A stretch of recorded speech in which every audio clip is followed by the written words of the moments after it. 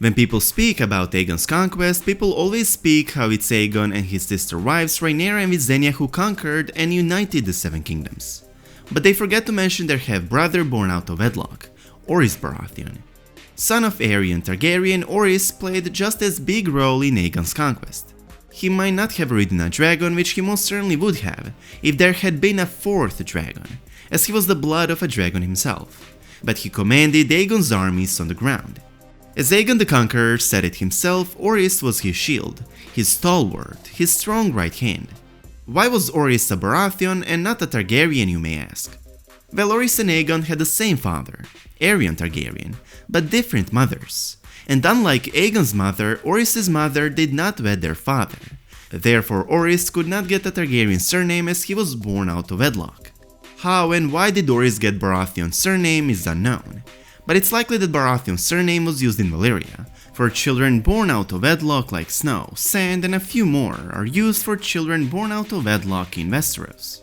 Lord Orys Baratheon was the founder of House Baratheon, and was half-brother of King Aegon I Targaryen. That's right, First Baratheon was blood of the dragon, half Targaryen himself. Orys was one of Aegon's fiercest commanders, and was regarded as Aegon's only true friend and champion of his youth. During the War of Conquest, he was a commander in the army of Aegon the Conqueror. When Aegon invaded Westeros, he sent Orys to seize Storm's End, the ancestral seat of the Storm Kings and capital of the Stormlands. Orys defeated the Storm King, Argilac the Arrogant, and took not only Storm's End, but also his sigil, the crowned black stag, and words ours is the fury, as well as his daughter Argilla, and his sword to cement his rule over the Stormlands. He became the first Lord Paramount of the Stormlands. Orys is also considered the first hand of the king, serving Aegon the Conqueror. Famed for his prowess in battle, his commanding skills, and his strong loyalty to King Aegon I and House Targaryen, Orys was described as a fierce warrior, fighting for House Targaryen during Aegon's conquest, the First Dornish War, and the Vulture Hunt. Being the founder of House Baratheon, Orys Baratheon is the distant ancestor of King Robert Baratheon and his brothers, Stannis and Renly.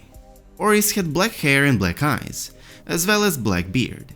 In Game of Thrones, if you paid close attention, you could notice that he has an entry in the lineages and histories of the great houses of the Seven Kingdoms. It reveals Orys' marriage to Argilla, and that one of his sons died stopping an assassination attempt against the son of his half-brother Aegon the Conqueror, King Aegon Targaryen. Little is known about his youth, but what is known is that Orys was Aegon's champion. When King Argilac the Randon offered Aegon his daughter Argilla in marriage and some lands as her dowry, the Lord of Dragonstone Aegon spurned the Storm King's proposal. Instead, he requested significantly more land, and offered to seal the pact by wedding Orys to Argilac's daughter. The Storm King angrily rejected these terms, for Argilac the Arrogant believed that this was supposed to be an insult for Orys, might have been Aegon's brother and have Targaryen blood. But Orys was born out of wedlock, and the Storm King viewed such a match would dishonor his daughter.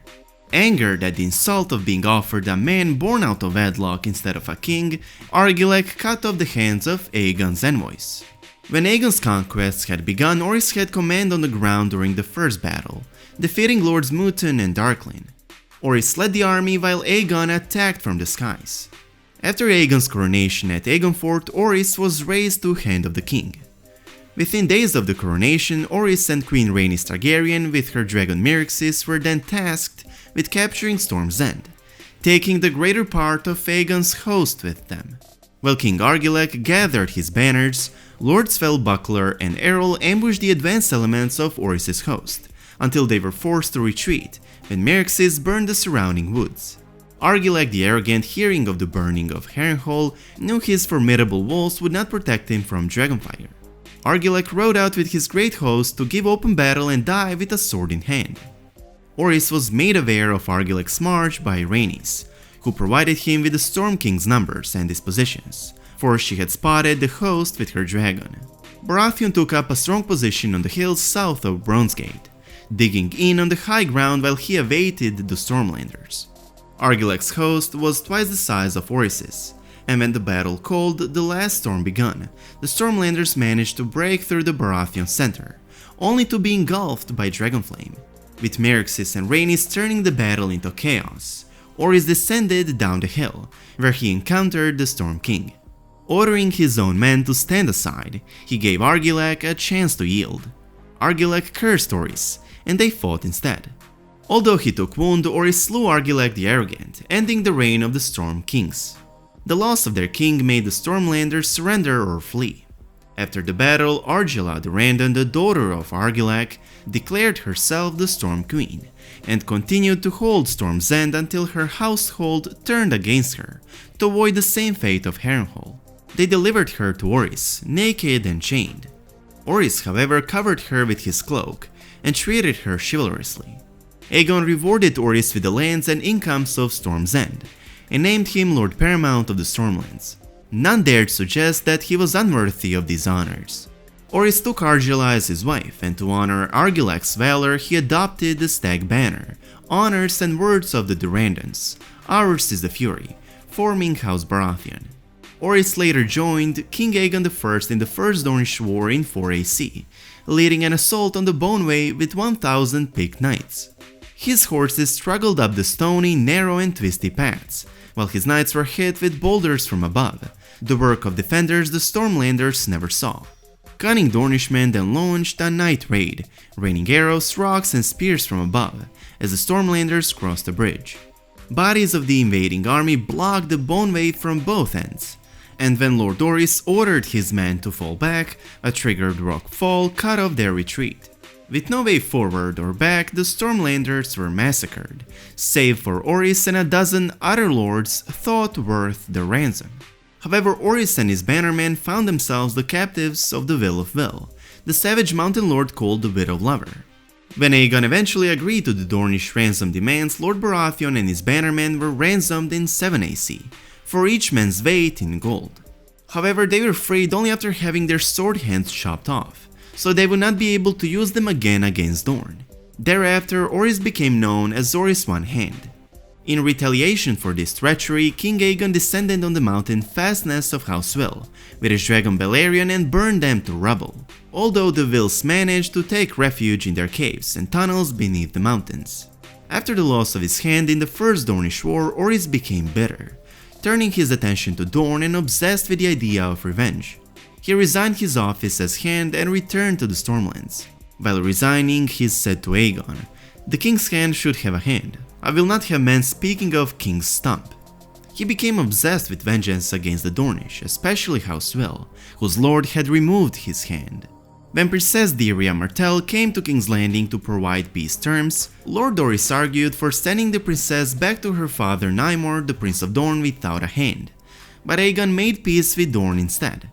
Orys received his opportunity for vengeance against the Wills in the Second Dornish War, during the early reign of Aegon's son, King Aenys I Targaryen.